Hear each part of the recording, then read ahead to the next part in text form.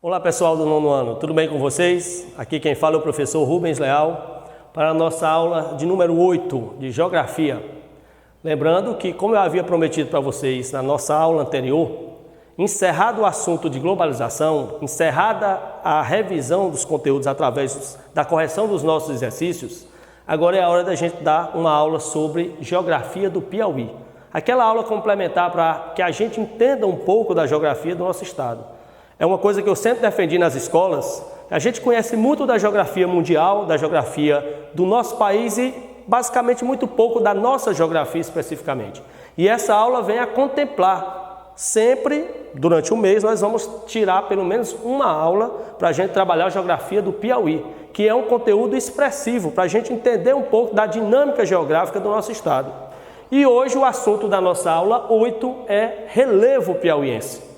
Relevo, que é bom que vocês saibam, a princípio, os principais tipos de relevo e as eras de formação de relevo, para que a gente possa adentrar especificamente no relevo piauiense. Então acompanhe comigo, por favor. Existem, basicamente, 4 eras geológicas, 4 eras de constituição do relevo, de formação do relevo ao longo do tempo.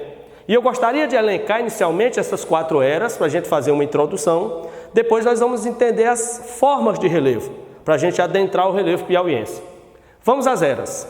A primeira era de formação do relevo é a era pré-cambriana, ou período pré-cambriano. Ela é a era mais antiga de formação do relevo mundial.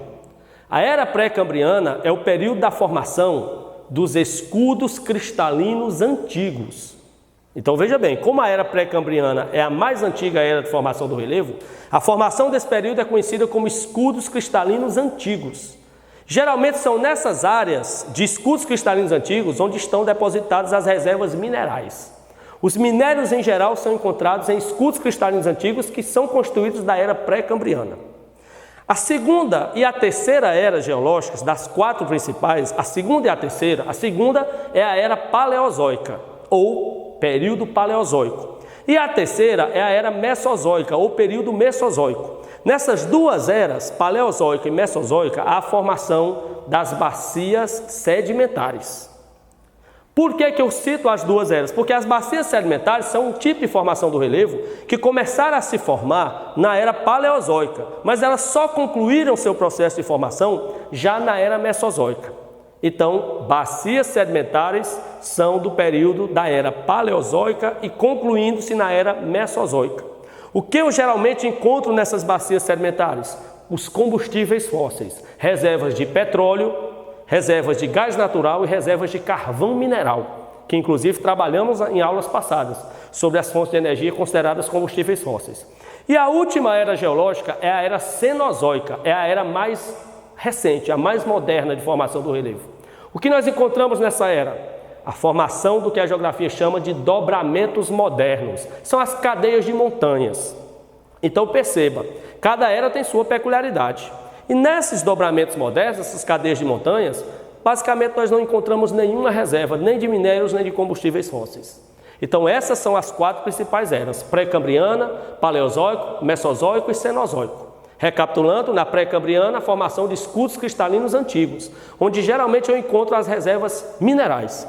Na era paleozoica e mesozoica, a formação de bacias sedimentares, onde geralmente eu encontro reservas de combustíveis fósseis. E na era cenozoica, que é a mais moderna, a mais recente, os dobramentos modernos, que são as cadeias montanhosas. Uma vez tendo visto essas 4 eras geológicas, o segundo passo é nós compreendermos os tipos de relevo. Quais são os 4 principais tipos de relevo? Planaltos, planícies, montanhas e depressões. Primeira forma de classificá-las é pela altura.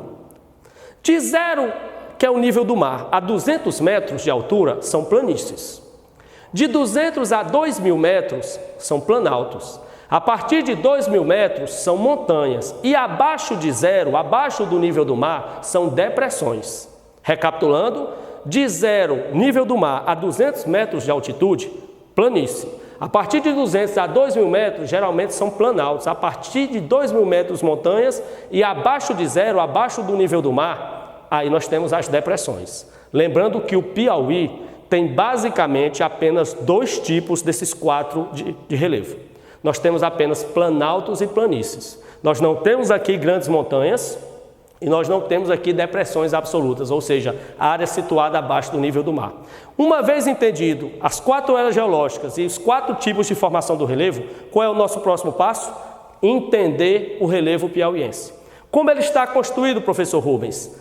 Classificado dessa forma. O nosso relevo tem 83,5% constituído de bacias sedimentares. Ou seja, são as formações, lembrem, constituídas do período Paleozoico e Mesozoico. E 16,5% são escudos cristalinos antigos, que são da primeira era, da era pré-cambriana. O que é que eu quero dizer com isso? Que o Brasil basicamente tem 100% de seu relevo formado em eras antigas. Nada aqui foi formado na era Cenozoica, que é a mais recente. A maior parte da formação foi na era Paleozoica e Mesozoica, e uma parte ainda foi numa era anterior, na era pré-cambriana. Lembrando que, a grosso modo, nas bacias sedimentares eu encontro combustíveis fósseis. E nos escudos cristalinos, minerais. O Piauí tem um pouco de cada, mas bem pouco mesmo. Aqui a produção é mínima, tanto de combustíveis fósseis como de minérios em geral. Outro detalhe, o relevo brasileiro, por ser antigo, ele é bastante modesto. O que é que eu quero dizer com isso? Nós não temos grandes altitudes. Para vocês terem uma ideia, a maior altitude do Piauí é a Serra Grande.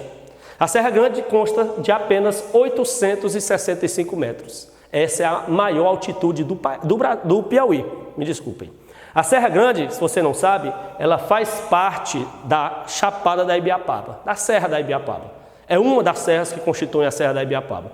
A Serra Grande é a maior altitude do Piauí, 865 metros. Para vocês terem uma ideia, a maior altitude do Brasil é o Pico da Neblina. O Pico da Neblina tem 2.993 metros. Então, o nosso relevo ele é bastante modesto, porque ele é antigo, né? Geralmente, os relevos mais acidentados, as maiores altitudes, as cadeias montanhosas, são da era Cenozoica, a era mais recente, a era mais moderna. Só que o Piauí não tem configuração dessa época. O nosso relevo tem configuração das eras mais antigas. Portanto, o nosso relevo ele é mais tranquilo, ele é mais baixo, ele é mais modesto, ele é mais contido. Outra coisa, como eu disse, das quatro formações do relevo, o Piauí tem basicamente duas, planaltos e planícies. Vamos entender os principais aspectos do planalto piauiense, vamos fazer uma viagem pelo estado do Piauí. Os planaltos piauienses estão divididos em em 5 grupos. O primeiro grupo é o Arco da Fronteira. Perceba que o nome, o bom aluno de geografia, pessoal, é aquele que ele é como se fosse um investigador. Ele vai buscando respostas para os seus questionamentos. E essas respostas às vezes vêm na nomenclatura, o Arco da Fronteira. Isso quer dizer alguma coisa para vocês? Claro que sim. São áreas de planaltos situadas em fronteiras do Piauí com outros estados. São áreas mais altas do relevo piauiense, porque planaltos são mais altos que as planícies, em áreas de fronteira. Vejamos, a Chapada do Araripe. A Chapada do Araripe, que é próximo aqui de nós, é a fronteira entre Piauí e o estado vizinho do Pernambuco. É a fronteira entre a cidade de Marcolândia e Araripina, já no estado do Pernambuco. Vocês sabem, ali é a Chapada do Araripe, onde fica o maior polo gesseiro do Brasil. O maior polo de produção de gipsita, que é o gesso, né? Matéria-prima muito usada na construção civil. Então, como é um arco da fronteira, fronteira entre Piauí e Maranhão, Chapada do Araripe. Vocês sabem, por exemplo, quem já subiu a Serra do Araripe, que Marcolândia e Araripina ficam numa área mais alta, são até cidades mais frias, né? Segundo planalto do Arco da Fronteira é a Chapada das Mangabeiras. A Chapada das Mangabeiras é no extremo sul do estado. E lá a fronteira é com o estado vizinho do Tocantins.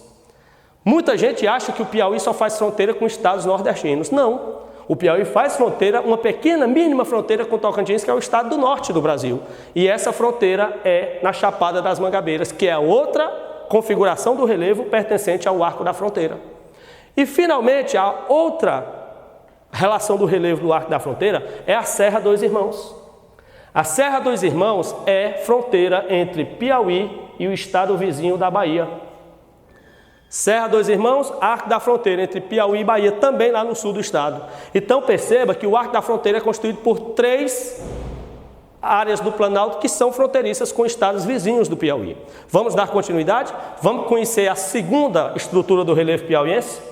Chapadões do Sul. O que é que eu disse? Eu disse que o bom aluno ele tem que ser um investigador.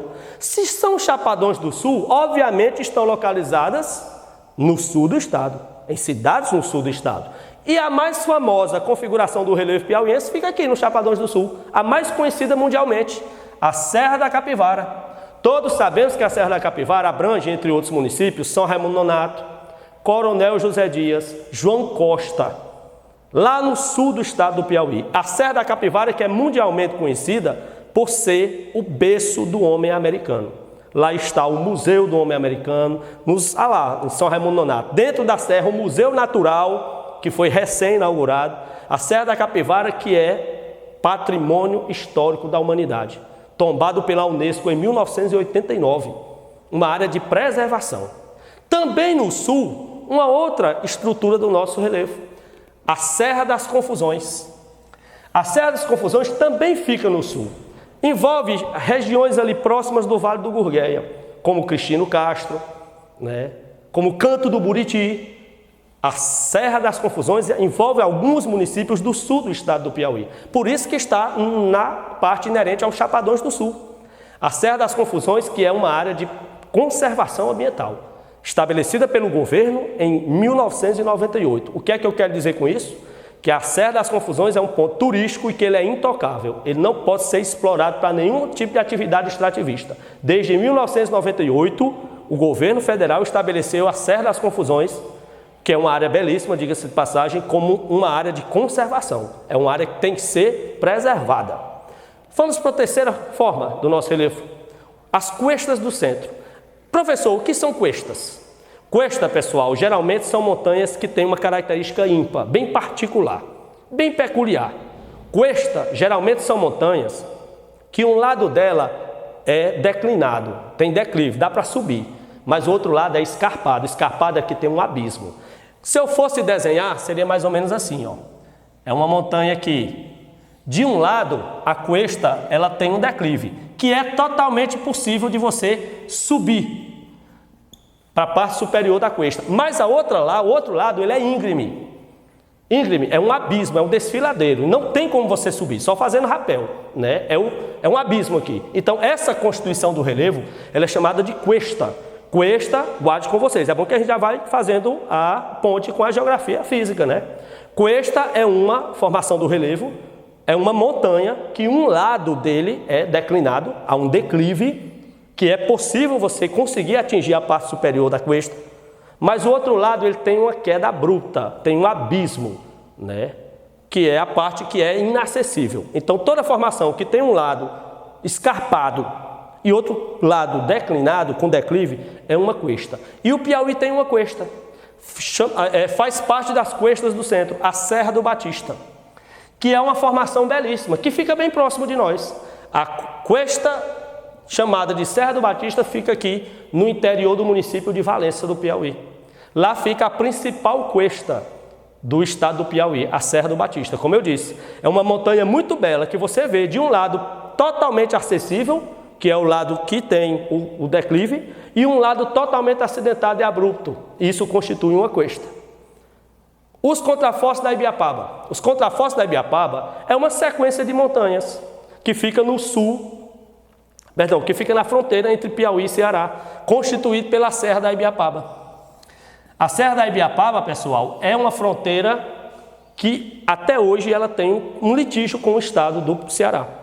A Serra da Ibiapaba tem uma área de fronteira entre Piauí e Ceará. O que é uma área de litígio? É uma área de disputa judicial por território. Desde 1880, desde o período do segundo reinado do Império no Brasil, Piauí e Ceará disputam essa área localizada na fronteira entre os dois estados, na Serra da Ibiapaba. É uma área estimada em mais ou menos 2.500 quilômetros quadrados. Essa área é uma área de litígio, uma área de disputa judicial. O estado do Piauí requer a área para sua posse e o estado do Ceará requer a área para sua jurisdição, sua posse. E o mais engraçado é que existem vilarejos nessa região. lá na Serra da Ibiapaba. E o povo fica numa área, o povo que vive nesses vilarejos, fica numa área indefinida juridicamente. Até hoje esse processo se arrasta e os dois estados ficam tentando negociar a divisão, a partilha dessa área litigiosa, lá na Serra da Ibiapaba, fronteira entre Piauí e Ceará. E para nós terminarmos, a última formação de planaltos do Piauí e planícies, né? A última formação de planaltos são o que nós chamamos de morros isolados. Morros isolados, só um morro, não há uma sequência de montanhas, só um morro ali, no meio do nada. Esses são os principais morros isolados, mas são características tão interessantes que algumas dão nome à cidade. Um dos morros mais famosos, morros isolados, é o Morro da Serra de Altos, próximo de Teresina, e que dá o nome à cidade de Altos. Altos já por causa do morro, claro, né? Outro morro isolado, próximo, conhecido de nós, é a Serra do Longar, que dá origem ao município conhecido como Alto do Longar. Vocês estão entendendo como o relevo é interessante? Altos, Alto do Longar, e finalmente o último morro isolado é a Serra do Grajaú. A Serra do Grajaú envolve o município de Agricolândia. É uma área muito fértil para a agricultura, daí o nome da cidade. Agricolândia fica nas áreas adjacentes à Serra do Grajaú. Finalmente, como eu havia dito para vocês, o Piauí consta apenas de dois tipos de formação do relevo: planaltos e planícies, e predominam planaltos. Tudo isso que eu dei até agora, tudo isso que eu falei para vocês, constituem planaltos do relevo piauiense. E o Piauí tem uma planície. O Piauí tem a planície parnaibana, que é a parte costeira. Eu disse a vocês que planície é uma altitude modesta, entre 0 e 200 metros. É a área beira-oceano, né? Beira-mar. Parnaíba, a área que envolve... A planície parnaibana, pessoal, envolve Parnaíba, Luiz Correia, Ilha Grande de Santa Isabel e Cajueiro da Praia, as 4 cidades litorâneas do Piauí. Você sabe que o Piauí, dentre os estados brasileiros que tem litoral, tem o menor litoral. São 66 quilômetros de costa, de praia. Esses 66 são constituídos por 4 cidades litorâneas. Parnaíba, a principal delas, a segunda maior cidade do estado, perde apenas para a capital, Teresina, Luiz Correia, Ilha Grande de Santa Isabel e Cajueiro da Praia. Essas 4 cidades que constituem esses 66 quilômetros de litoral, elas fazem parte do que nós chamamos de planície parnaibana, ou seja, são áreas mais baixas, já próximas do nível do mar. Então, basicamente, esse é o relevo piauiense, essa é a formação do relevo piauiense. E eu quero dizer a vocês que, sempre que eu for tirar uma aula mensal para trabalhar assuntos referentes à geografia do Piauí, nós faremos essa ponte com a geografia geral, porque aí a gente casa as duas coisas de modo a haver uma compreensão maior. Veja que eu não fui direto para o relevo piauiense. Eu fui primeiro tratar das eras geológicas, depois das principais formações do relevo, para enfim a gente adentrar o relevo piauiense. Então eu espero que fique entendido. Na próxima aula nós vamos começar a nossa unidade 3 de geografia, que é referente ao continente europeu. Eu aguardo vocês lá. Foco e fé.